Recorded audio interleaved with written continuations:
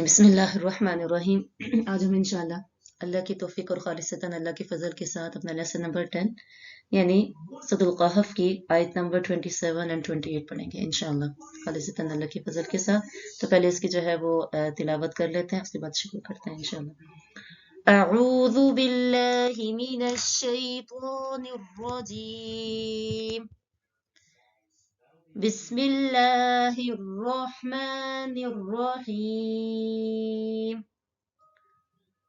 वत्लु मा ऊहिय इलैक मिन किताबि रब्बिक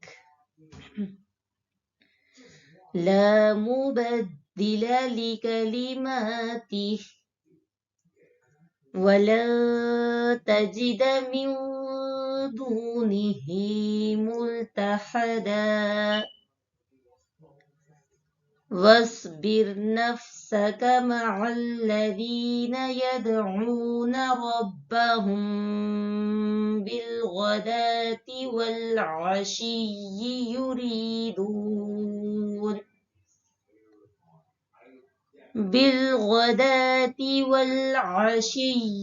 युरीदून वजहहु वला तअदु ऐनाक अन्हुम तुरीदु ज़ीनतल हयातिद दुनिया वला तुतिअ मन अग़फलना क़ल्बहु अन ज़िक्रिना वत्तबअ हवाहु वकान अम्रुहु फ़ुरुता।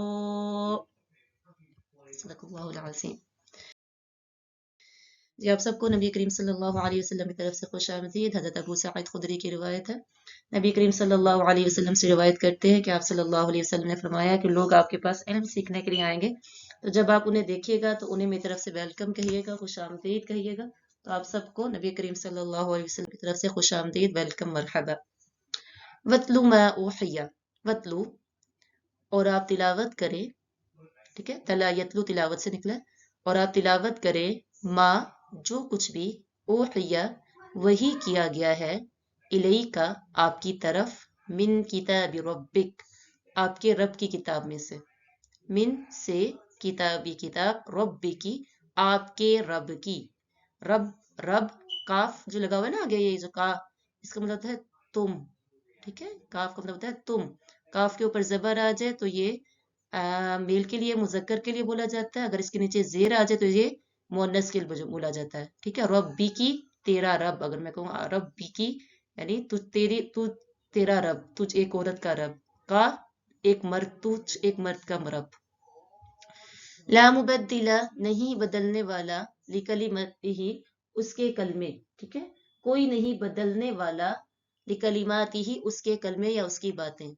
वलन तजिदा और हरगिज नहीं, तजिदा आप पाएंगे, मियों दूनिही उसके अलावा, मुल्तहदा कोई पनाह की जगह या छुपने की जगह, ठीक है, मुल्तहदा कोई छुपने की जगह या पनाह की जगह। वतलु मा ऊहिया और तिलावत करें आप, खताब आप सल्लल्लाहु अलैहि वसल्लम को है। क्या करें, किस चीज की तिलावत करें, मा ऊहिया जो वही किया गया है, किस में से, मिन किताबि रब्बिक आपके रब की किताब में से, यानी कुरान में से। तो यहाँ आप सल्लल्लाहु अलैहि वसल्लम को इंस्ट्रक्शन दी जा रही है, और आपसे खताब के बाद आम खताब भी है, हम सबको खताब है, हम सबको एड्रेस किया जा रहा है कि हम इस किताब की क्या करें, रेस्टेशन यानी हम इस किताब की तिलावत करें। जहां तक लफ्ज तिलावत का ताल्लुक है, तो तिलावत जो है वो लफ्जी भी होती है और अमली भी होती है। तिलावत का मतलब क्या होता है, रेसिटेशन, यानी तिलावत ये भी है, और तला यतलू का मीनिंग होता है पीछा करना, फॉलो करना। तो जब तिलावत होती है ना, तो इसमें भी हम एक आयत के बाद दूसरी आयत क्या करते हैं, उसके पीछे पढ़ते हैं, उसके पीछे पढ़ी जाती है। और ना सिर्फ ये कि लफ्जी तिलावत, बल्कि इसकी मीनिंग्स में भी रिफ्लेक्ट करें, गौर व फिक्र करना भी इसमें क्या होता है, शामिल होता है। क्योंकि कुरान की तिलावत ये ऐसी चीज है जो इंसान के लिए बेशुमार बरकत का बाइस बनती है। तो वतलु मा ऊहिया इलैका یعنی دوسری کتابیں تو پڑھی جاتی ہیں، ان کی ریڈنگ کی جاتی ہے، لیکن قرآن ایک ایسی کتاب ہے جس کو باقاعدہ ایک رولز کے ساتھ، تجوید کے ساتھ سیکھا جاتا ہے، اور جس طرح یہ نازل ہوا ہے اس کو ویسا پڑھا جاتا ہے۔ اب یہاں ایک بات قابل غور ہے کہ کتاب اللہ نہیں کہا گیا ہے نا، کتاب اللہ میں کتاب اللہ بھی کہہ سکتے تھے، بلکہ کیا کہا، کتاب ربک، یعنی آپ کے رب کی کتاب میں سے۔ رب کا لفظ ہم جانتے ہیں کیا مطلب ہے، اس کا مطلب خالق بھی ہوتا ہے، مالک بھی ہوتا ہے، مدبر بھی ہوتا ہے، مقیم بھی ہوتا ہے، منعم بھی ہوتا ہے، ٹھیک ہے، ان سب کے لیے استعمال ہوتا ہے، اور اس کے بہت سے، اس کے کیا ہے، اس میں جو ہے اس کے بہت سے مفہوم بھی پائے جاتے ہیں اس کے علاوہ۔ تو کتاب کے ذریعے سے کیا ہوتی ہے، رب میں تربیت کے معنی بھی پایا جاتا ہے نا، تربیت کرنا، پالنے والا، نرچر کرنے والا۔ تو کتاب کے ذریعے سے بھی انسان کی کیا ہوتی ہے، نشوونما ہوتی ہے، اس کی تربیت ہوتی ہے، اور انسان آگے بڑھتا ہے۔ تو اللہ کا حکم ہے جو نبی کو دیا گیا، اور آپ کے بعد آپ کی امت کے لیے بھی قرآن کی تلاوت کو لازم قرار دیا گیا۔ یہ جو قرآن کی تلاوت ہے یہ امر ربانی ہے، اللہ کا حکم ہے، وَاتْلُو، آپ نے پڑھنی ہے، آپ نے تلاوت کرنا ہے اپنے رب کی کتاب میں سے۔ اور تلاوت کو کیسے کیا جائے، کیسے کی جائے تلاوت، اس کے بارے میں سورۃ المزمل میں آتا ہے وَرُتِّلِ الْقُرْآنَ تَرْتِيلًا، کہ قرآن کو آپ ٹھہر ٹھہر کر پڑھا کریں، وَرَتِّلِ الْقُرْآنَ، تلاوت کرے قرآن کی، ترتیلا، ٹھہر ٹھہر کر، آرام آرام سے۔ تو ترتیل کی طرح تلاوت کی جائے، خوبصورت آواز میں تلاوت کی جائے۔ حدیث میں آتا ہے لیس منا من لم یتغن بالقرآن، وہ شخص ہم میں سے نہیں ہے جو قرآن کو اچھی آواز کے ساتھ نہیں پڑھتا، خوبصورت آواز کے ساتھ نہیں پڑھتا، وہ ہم میں سے نہیں ہے۔ پھر تلا یتلو میں کیا مطلب تھا، اس میں مطلب غور و فکر کا بھی میننگ میں نے آپ کو بتایا، اس میں مطلب کیا تھا، ریفلیکٹ کرنا، غور و فکر کرنا بھی ہے۔ تو یہ کتاب اللہ اس لیے بھیجی گئی ہے کہ اس میں تدبر کیا جائے، اس میں غور و فکر کیا جائے۔ سورہ میں آتا ہے سورۃ الصاد میں آتا ہے کتاب انزلناہ الیک، ایک ایسی کتاب ہے جو ہم نے آپ کی طرف نازل کی ہے، مبارکن، بہت ہی برکتوں والی ہے، عام کتاب نہیں ہے بلکہ کیا ہے، برکتوں والی کتاب ہے، لیدبروا، تاکہ آپ اس میں غور و فکر کریں، تاکہ وہ غور و فکر کرے آیاتی ہی، اس کی آیتوں میں، ولیتذکر، اور تاکہ نصیحت حاصل کرے، اولو الالباب، عقل مند لوگ، عقل مند لوگ اس سے کیا کریں، نصیحت کو حاصل کریں۔ صحابہ کرام بہترین طریقے سے تلاوت کرتے تھے۔ حضرت عمر رضی اللہ عنہ ابو موسیٰ عشری سے کہتے تھے یا ابا موسیٰ، اے ابو موسیٰ، ہمیں اپنے رب کی یاد دلاؤ، تو ان کی تلاوت بہت اچھی ہوتی تھی۔ آپ صلی اللہ علیہ وسلم نے فرمایا، اے ابو موسیٰ، آپ کو حضرت داؤد کی خوش الہانی میں سے یعنی خوبصورت آواز عطا کی گئی ہے، تو جب وہ پڑھتے تھے تو روتے تھے، یعنی حضرت موسیٰ عشری رضی اللہ عنہ تلاوت کرتے تو صحابہ کرام اس کو سنتے تھے اور کیا کرتے تھے، رویا کرتے تھے، اسے سن سن کے رویا کرتے تھے، کیونکہ خوبصورت آواز تھی۔ تلاوت قرآن کا لحاظ رکھتے ہوئے جب قرآن پڑھا جاتا ہے تو واقعی میں دل پہ بھی اثر کرتا ہے۔ اسی طرح اب قرآن پاک پڑھا جا رہا ہے، کچھ سمجھ نہیں آ رہی کہ کیا پڑھا جا رہا ہے، نہ آگے کی سمجھ ہے، نہ لفظوں کو کھا کھا کے پڑھنا، صحیح طریقے سے نہیں پڑھنا، بہت زیادہ فاسٹ پڑھنا، تو ایسے قرآن پاک دلوں پہ کیا اثر کریں گے، ایسی نمازیں ہم پر کیا اثر کریں گی۔ تو قرآن کو آرام آرام سے ٹھہر ٹھہر کر خوبصورت آواز میں اس کی تلاوت کا لحاظ رکھتے ہوئے پڑھیں تو ہمارے دل میں بھی اثر کریں۔ اسی طرح صحابہ کرام کے بارے میں آتا ہے کہ قرآن کریم میں غور و فکر بھی کیا کرتے تھے۔ ابن مسعود فرماتے ہیں کہ اللہ کی کتاب میں سے کوئی آیت ایسی نہیں ہے جس کے بارے میں یہ نہ جانتا ہوں کہ وہ کہاں نازل ہوئی ہے، اور کس کے بارے میں رویل ہوئی ہے، اور کب نازل ہوئی ہے، یا یہ کہ یہ رات کو نازل ہوئی تھی یا دن کو نازل ہوئی تھی، سفر میں نازل ہوئی تھی یا حضر میں، یعنی کہ سفر کے بغیر والی حالت میں۔ تو اگر میں جان لوں کہ کوئی شخص مجھ سے زیادہ کتاب اللہ کو جاننے والا ہے، جس کی طرف مجھے سفر کیا جاتا ہے، تو میں اس کی طرف سفر کر کے جاؤں، یعنی اتنا کچھ جاننے کے بعد بھی کوئی آیت ایسی نہ تھی جس کے بارے میں وہ جانتے نہیں تھے، لیکن ان کے دیکھیں ہمبل اور ان کے جو ہے نالج کا جو شوق تھا، اس کا یہ عالم تھا کہ اگر مجھے یہ پتا چل جائے کہ کسی کے پاس میرے سے زیادہ علم ہے تو میں اس کے پاس پہنچ جاؤں اور سیکھ لوں۔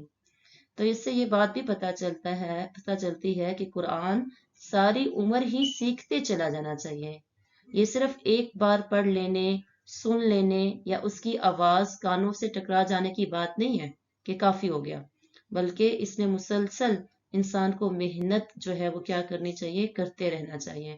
اور صحابہ نے صرف الفاظ کی تلاوت نہیں کی، بلکہ وہ کیا کہتے تھے، تعلمنا العلم مع العمل، یعنی ہم نے علم اور عمل کو ساتھ ساتھ لیا ہے، یعنی علم بھی حاصل کیا ہے اور اس پر عمل بھی کیا ہے۔ تو قرآن کو جو ہے وہ اچھی آواز سے پڑھنا بھی ہے، اور اس میں نے جو ہے اس پر عمل بھی کرنا ہے، کیونکہ سورۃ صاد کی آیت میں کیا آ رہا تھا، وَيَتَذَكَّرَ وَلِيَتَذَكَّرَ أُولُو الْأَلْبَابِ، کہ جو عقل مند لوگ ہیں وہ اس سے نصیحت حاصل کرتے ہیں۔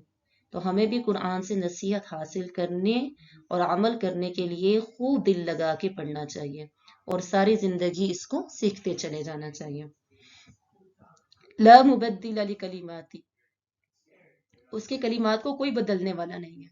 اب اللہ کی جو باتیں ہیں، اللہ کے جو کلمات ہیں وہ دو طرح کے ہوتے ہیں، ایک ہوتے ہیں کونی، ایک ہوتے ہیں شرعی۔ کونی کیا مطلب ہے، جس میں تقدیر کے معاملات ہوتے ہیں، ٹھیک ہے، اور شرعی جس میں وحی ہے۔ تو اللہ نے جو بھی احکامات ہمیں دیے ہیں، مختلف چیزوں کو اللہ نے، فار ایگزامپل مختلف چیزوں کو اللہ نے جس طرح کریٹ کیا ہے، ٹھیک ہے، اور جس نے ہماری تقدیر بنائی ہے، اور جس کے ذمے جو کام لگا دیا ہے اس کو کوئی چینج نہیں کر سکتا۔ فار ایگزامپل اللہ نے آگ کو حکم دیا ہے کہ وہ کیا کرتی ہے، برن، کہ ہمیں جلانے کا کام کرتی ہے نا، آگ کو یہ حکم ہے، ٹھیک ہے، سورج کو تپش دینے کا حکم ہے، ٹھیک ہے، تو اور اس کے علاوہ وہ روشنی کا بھی کام کرتا ہے۔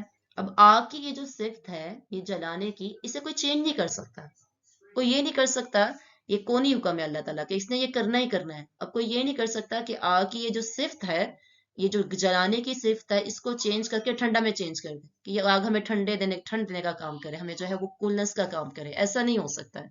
آگ کی جو صفت ہے وہ جلانے کی، وہ جلانے کا آپ کو کام کرے گی، ٹھیک ہے۔ پانی جو ہے وہ ٹھنڈا آپ کو جو ہے پینے کے کام آتا ہے، تو اس کے علاوہ جو سورج جو ہے وہ ہمیں روشنی کا دینے کے کام آتا ہے، اور ہمیں جو ہے وہ اس کی حرارت بھی پہنچتی ہے۔ اس طرح کی چیزوں کی صفت کو کوئی چینج نہیں کر سکتا، ٹھیک ہے، سورج کی روشنی کو کوئی ختم نہیں کر سکتا، اس کی صفت جو ہے اس کو کوئی بھی چینج نہیں کر سکتا۔ اسی طرح اللہ نے پوری کائنات جو ہے وہ اللہ کی فرما بردار ہے۔ اسی طرح جو اللہ کی شرعی احکامات ہیں، جس میں قرآن آتا ہے، اس کو کوئی بھی بدلنے والا نہیں ہے، قرآن کو کوئی بھی بدلنے والا نہیں ہے۔ سورۃ الفتح میں آتا ہے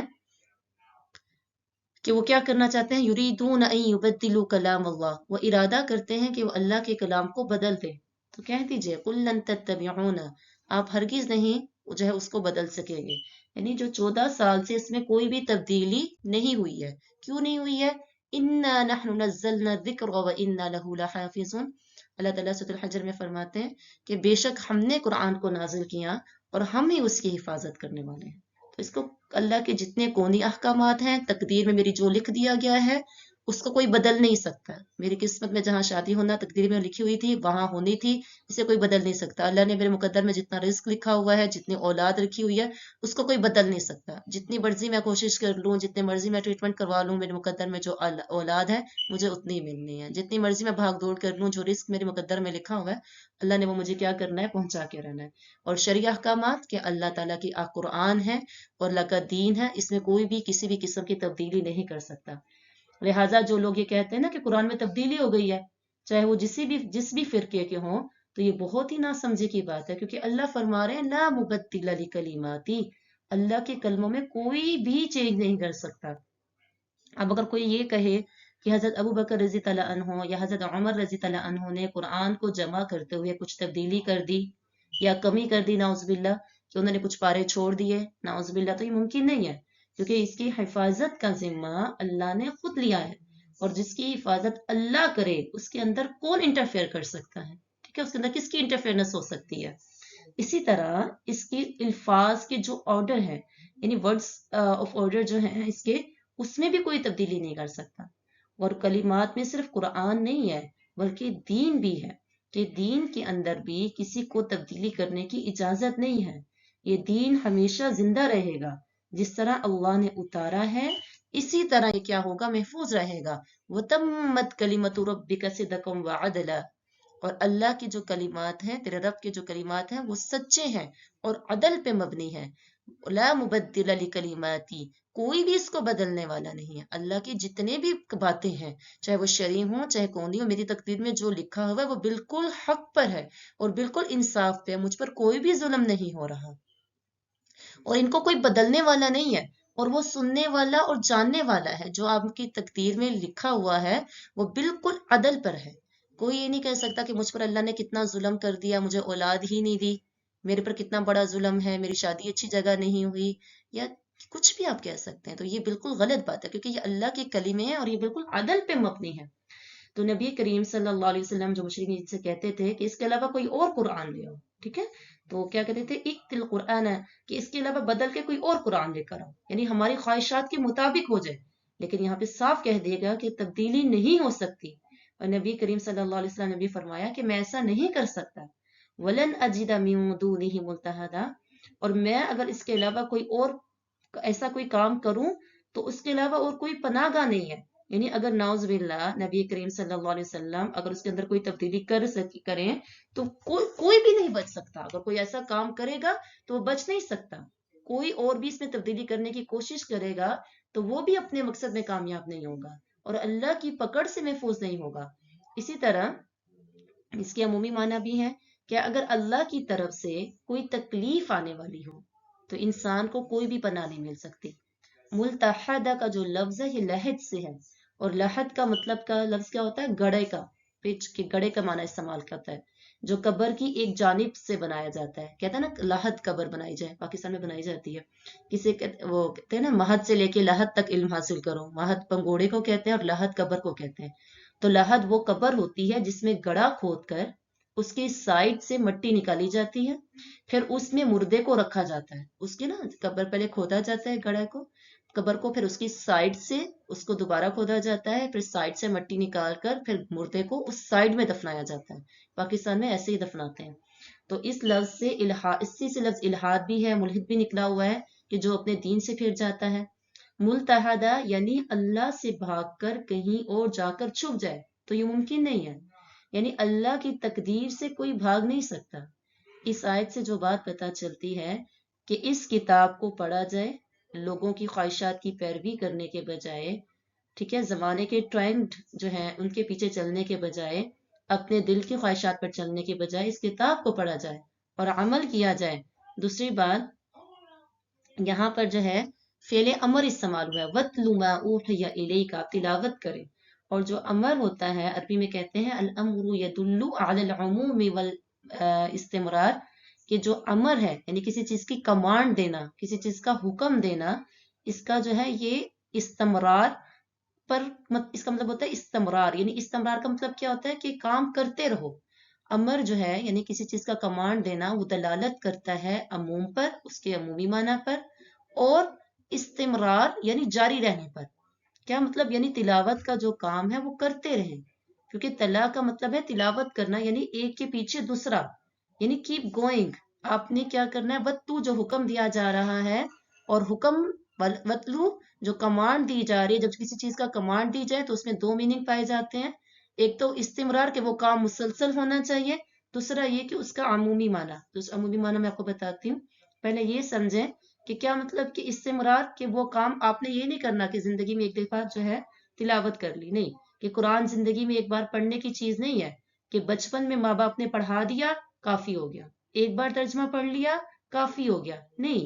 اسی طرح کچھ لوگ رمضان میں صرف پڑھتے ہیں تو یہ بھی کافی نہیں ہے، بلکہ اس کو کیا کرنا ہے؟ مسلسل پڑھتے رہنا چاہیے. حکم دیا گیا وَاتْلُ مَا أُوحِيَ، آپ تلاوت کریں، حکم دیا جا رہا ہے. اور جب حکم دیا جائے تو اس میں دو چیزیں پائی جاتی ہیں.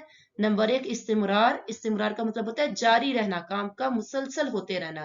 تو قرآن پاک صرف ایک دفعہ تلاوت کر کے ختم کر دینے کی چیز نہیں ہے، بلکہ اس کو مسلسل جب تک آپ کی زندگی ہے، ہماری لائف کا ایک پارٹ ہونا چاہیے. تو وَتْلُو اس کی تلاوت کرو اور اس کو پڑھتے رہو. اور دوسرا میننگ اس میں عموم کا بھی ہے، یعنی اس قرآن کو خاص موقع پہ نہیں، شفا حاصل کرنے کے لیے نہیں، قرآن خوانی کے لیے نہیں، خوشی کے لیے نہیں، نیا گھر لینے کی خوشی میں نہیں، بلکہ اس کو ہر طرح سے ہر موقع پہ پڑھتا رہنا چاہیے، ہر طرح سے فائدہ اٹھانا چاہیے. یہ خاص خاص موقعوں پر نہیں پڑھنا چاہیے کہ بچے کو جو ہے وہ پوزیشن آ گئی، یا جو ہے ہم نے نیا گھر لے لیا قرآن خوانی کروا لی جائے، ٹھیک ہے، یا بچہ جو ہے کوئی بیمار ہے تو اس کو شفا کے لیے قرآن خوانی کر لی جائے، خاص خاص موقعوں کے لیے نہیں ہے۔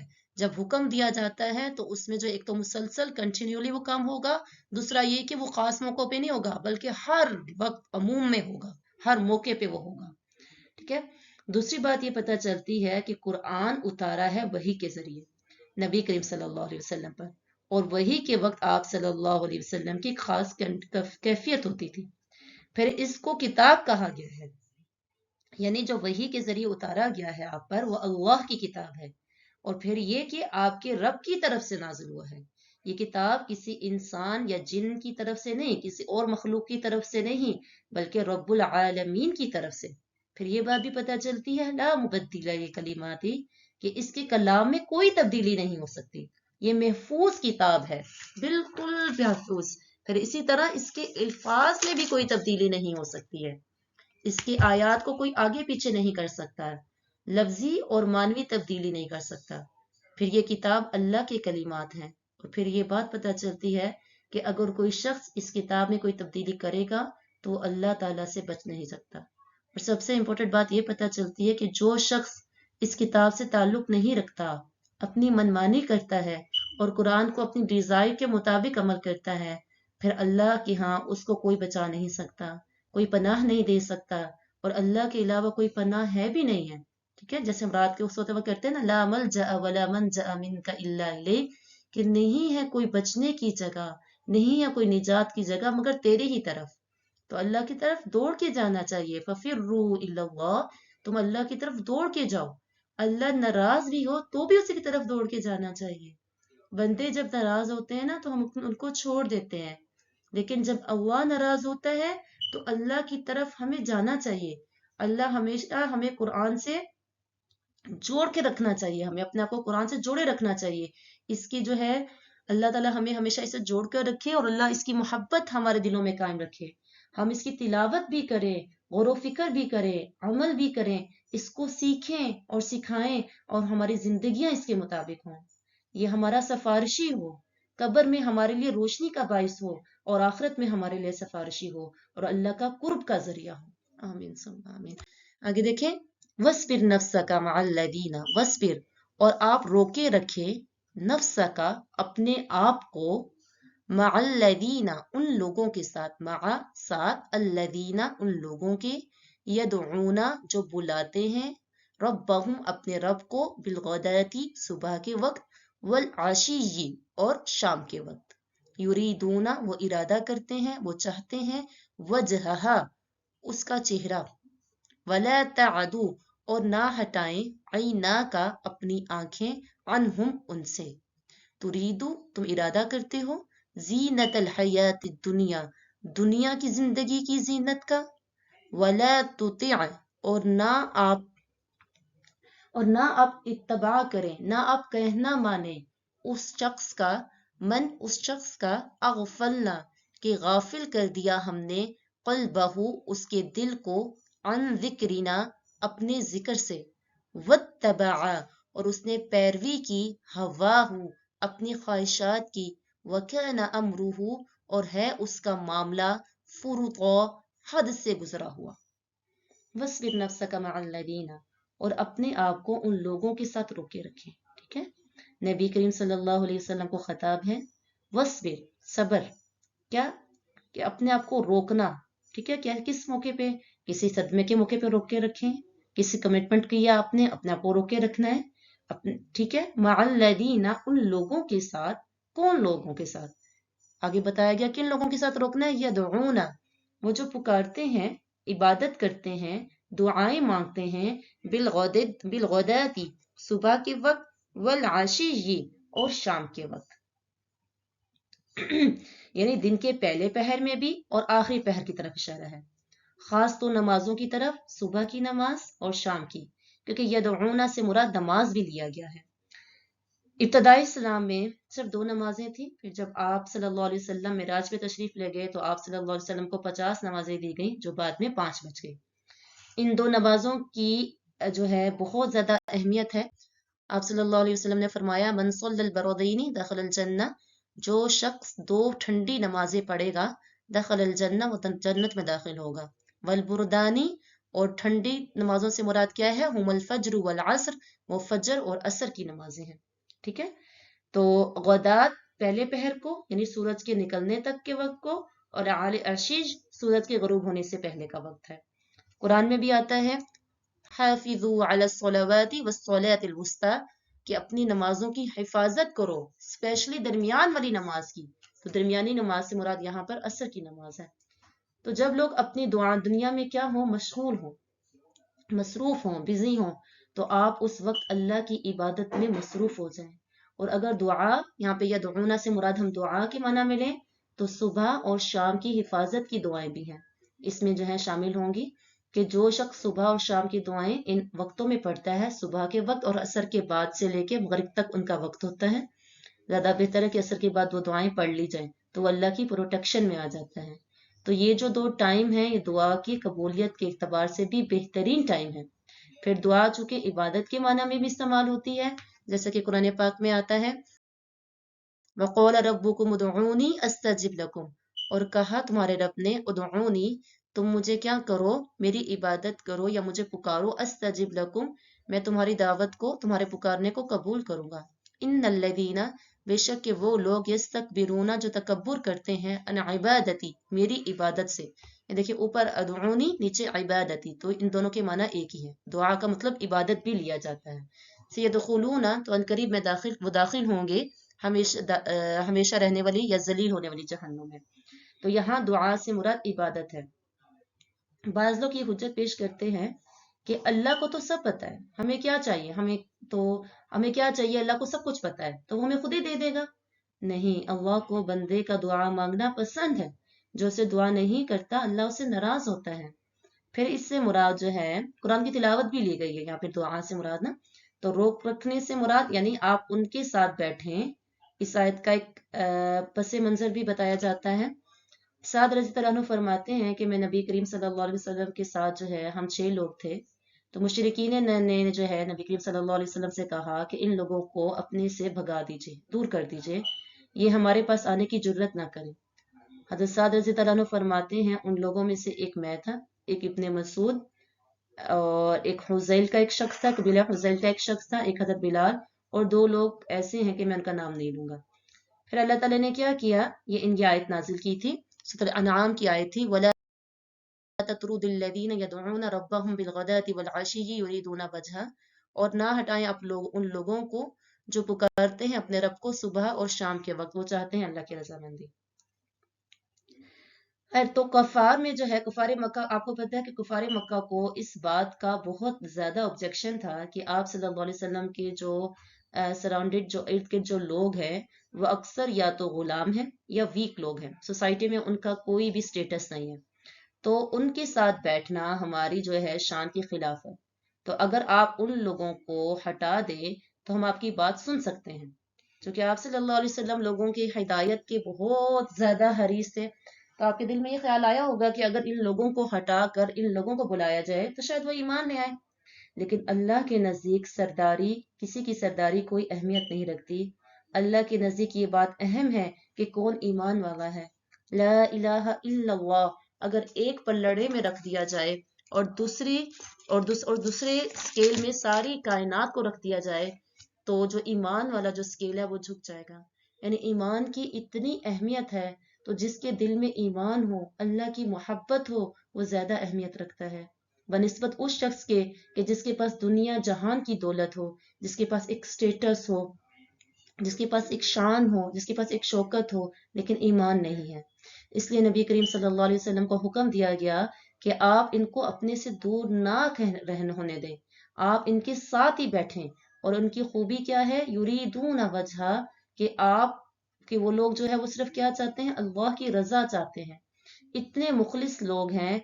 तो आप वला तअदु ऐनका अन्हुम, अपनी निगाहें इनसे ना फेरें।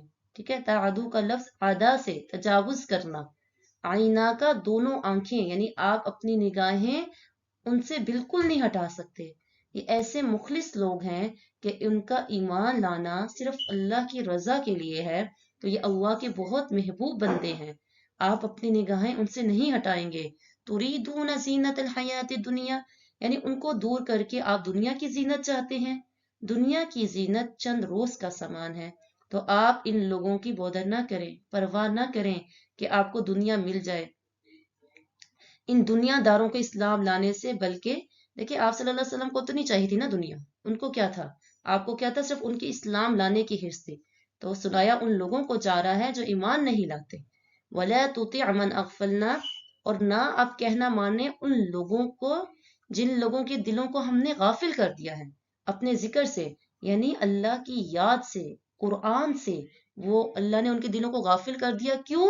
क्योंकि वो अपनी ख्वाहिशात के मुताबिक चलते हैं, वो अल्लाह के अहकामात के सामने अपने डिजायर्स को फॉलो करते हैं। ठीक है, जो दिल में आता है वो करते हैं। वकान अमरुहु फुरुता, और उनके हालात की तरफ इशारा किया जा रहा है। उनकी जिंदगी का मकसद कोई नहीं होता, कोई गोल नहीं होता, अल्लाह की रजा तलब नहीं होती। तो इसलिए उनका जो मामला है वो बिगड़ा हुआ है। तो असल में जिस शख्स पर भी ख्वाहिशात का गलबा हो वो गफलत में पड़ जाता है। जिसकी जिंदगी का मकसद सिर्फ खाना पीना, शादी करना, माल दौलत कमाना हो, तो ये सिर्फ यही चीजें हों, तो वो आखिरत को भूल जाता है। फिर वो हलाल हराम की परवाह नहीं करता, दीन को इग्नोर कर देता है।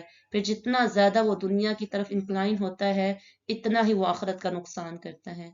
इसलिए फरमाया वकान अमरुहु फुरुता, कि उसका मामला हद से बिगड़ा हुआ है। फुरुता इफरात से, यानी हद से बढ़ा हुआ। तो इसका मतलब मामला इसराफ पे मबनी है, ये अपनी हदों को तोड़ दिया है। यानी जो हदें अल्लाह ने इसके लिए मुकर्रर की थी, इसने उसकी परवाह नहीं की। यानी ये दुनिया की जीनत चाहता है, अल्लाह की याद से गाफिल है, अपनी ख्वाहिशात की पैरवी कर रहा है। फिर इसका मामला हद से बढ़ा हुआ है। फुरुता का एक माना जियान, यानी जाया होने वाला भी किया गया है, यानी उसकी कोशिशें दुनिया में ही जाया होकर रह जाएंगी। फिर इसका एक माना नदामा, यानी वो नादिम हो जाएगा, अपनी सारी कोशिशों पे नादिम हो जाएगा कि जिस दुनिया के लिए उसने सारे काम किए वो सब बर्बाद हो जाएंगे। फिर एक मीनिंग इसका हलाका भी किया गया है, यानी उसका मामला हलाकत पे मबनी है, उसको हलाक होना है। फिर एक इसका मीनिंग खिलाफुल लिल हक की, यानी उसका मामला हक के खिलाफ है। बहरहाल इस आयत में आप सल्लल्लाहु अलैहि वसल्लम को हुक्म दिया गया कि वो अपने आप को उन लोगों के साथ रखें जो सुबह शाम अल्लाह की इबादत करते हैं, यानी गाफिल नहीं होते, अल्लाह की रजा की खातिर काम करते हैं, दिखावे के लिए नहीं करते। तो ऐसे लोगों की मोहब्बत जो है, ऐसे लोग मोहब्बत के काबिल हैं, उनसे किसी किस्म की बेपरवाही नहीं करनी चाहिए। उनके ऑपोजिट वो लोग जो दुनिया में मसरूफ हैं, दुनिया ही उनका पर्पस है, और दुनिया ने उनको इस्लाम पर अमल करने से या इस्लाम लाने से रोक रखा है। तो ऐसे लोग कोई काबिल रश्क लोग नहीं है। आज लोग हम मिसालें देते हैं ना गैर मुस्लिमों की, कि वो हो इनसे सीखो, मैनर्स इनसे सीखो, उठना बैठना इनसे सीखो। ये हमारे जो रोल मॉडल नहीं है ऐसे लोग। ऐसे गाफिल लोग जो सिर्फ दुनिया में अवदारी में पड़े हुए हैं, अगर इनकी बात मानेंगे तो वो आपको भी गाफिल कर देंगे, और उनका काम सब जाया हो जाने वाले हैं, पीछे रह जाएंगे, कुछ काम नहीं आएगा। क्योंकि जो शख्स सिर्फ जबान से अल्लाह का जिक्र कर लेता है, जब न दिखावे की नमाज पढ़ता है लेकिन दिल दुनिया में है, नमाज में भी दुनिया के बारे में सोच रहा है, तो फिर इसके जो है ईमान और इसके आमाल और इसके वक्त में बरकत छीन ली जाती है, उसके काम खत्म नहीं होते हैं। ऐसा शख्स ना दुनिया का होता है ना आखिरत का होता है। इस आयत से जो बात समझ आती है वो ये कि इंसान की सुबहत, इंसान की जो कंपनी है वो सौले राजियस पीपल की होनी चाहिए, अच्छे लोगों की होनी चाहिए। अगर नबी करीम सल्लल्लाहु अलैहि वसल्लम को इस बात का हुक्म दिया जा रहा है कि वो इबादत गुजार लोगों में रहें, तो हमारे लिए क्या हुक्म है? हमारी दोस्तियां किनसे होनी चाहिए? गैर मुस्लिमों से या मुसलमानों से? तो क्या है हमारे लिए, क्या कुरान पाक में कहता है कूनु मअस-सादिकीन, सच्चे लोगों के साथ हो जाओ। तो आप सल्लल्लाहु अलैहि वसल्लम ने फरमाया सिर्फ मोमिन की सोबत इख्तियार करनी चाहिए, और तुम्हारा खाना मुत्तकी के अलावा कोई और ना खाए। फिर नेक साथी के असरात भी बहुत अच्छे होते हैं ना, हदीस में है एक नेक साथी की मिसाल एक कस्तूरी की तरह है, कि अगर वो तुम्हें फायदा, तुम उसके साथ भी बैठोगी तो भी तुम्हें इसकी खुशबू पहुंच जाएगी। तो नेक साथी के बहुत ज्यादा फायदे हैं, और नेक साथी की दुआ भी मांगनी चाहिए। तो अल्लाह ताला से दुआ है कि अल्लाह ताला हमें नेक लोगों की सोबत इख्तियार करने की तौफीक अता फरमाए, और जो कुछ पढ़ा है उस पर अमल करने की तौफीक